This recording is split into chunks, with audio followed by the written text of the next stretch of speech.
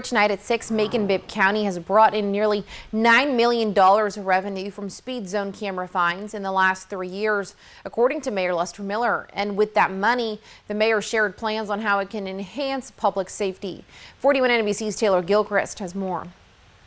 You can tell it's just a very small part of our budget, but also it tells you that you got some people with speeding problems that need to be addressed. Macon-Bibb County Mayor Lester Miller says he understands frustration among residents with school zone speeding cameras, but disagrees with the notion that the county hasn't been transparent on where the money from fines is going. We can, pretty much point out every dollar that's been spent, every cent that's been spent, and it's all been tied to public safety. Miller says the county plans to use $2 million of this funding to raise the salaries of firefighters and police officers, both current and new hires. A lot of people say we wish you had more deputies.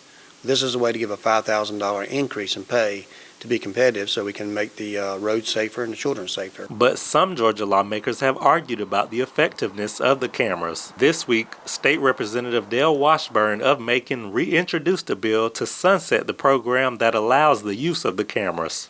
With the status of the speed zone cameras still in flux at the state level, I asked Mayor Miller how the county would sustain these pay increases should the cameras be outlawed. Whatever happens is going to happen before midnight on Friday night.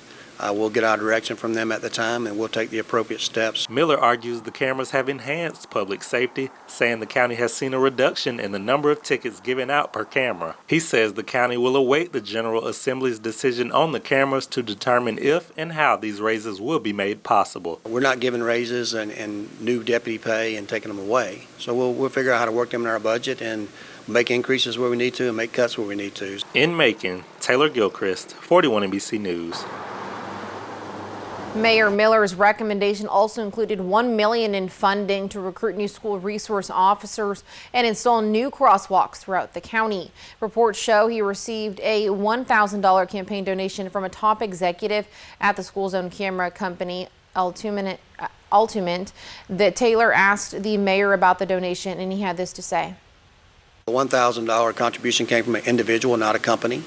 It came from an individual, and you have to identify where they work at, and they work at one of the camera companies. It was also 2 years after we installed this program, so it was not to entice me to do anything. Certainly, I would never do that. Is it fair for a lawyer that practices before a judge to get money for their campaign? Is that a conflict?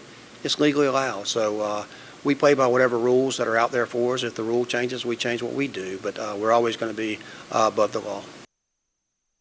Mayor Miller says of the nearly $9 million collected in fines, over $8 million has been spent or allocated to a variety of public safety projects. For more on those projects, head on over to our website, 41nbc.com.